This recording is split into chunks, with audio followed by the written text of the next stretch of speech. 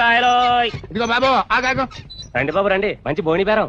వంకాయలు ఎలా కేజీ 4 రూపాయలండి. ఇచ్చే మాట చెప్పయ్యా, 5 కిలోలు తీసుకుంటాను. 3.30 చేసుకోండి. పుచ్చులు ఎక్కువగా ఉన్నాయే.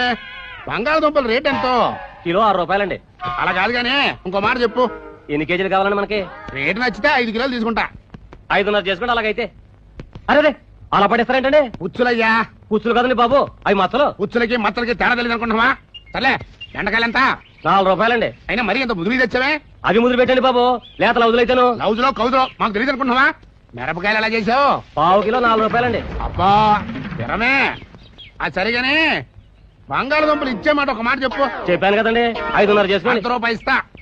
దుంపకాయ కాదు, 4 కిలోలకి. 4 కిలోలు 100 రూపాయ. ఏది పేసి తిప్పుకో.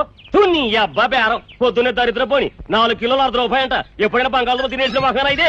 వంకాయలు, బెండకాయలు, దొండకాయలు, టమాటాలు, కొత్తిమీర. అమ్మయ్యా, ఇప్పట్లో కూరలు కొనక్కలా.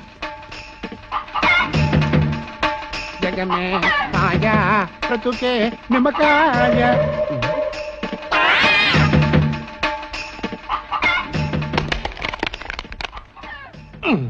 అమ్మయ్యా, ఈ వారం రోజులు సరిపోతుంది పచ్చడికి.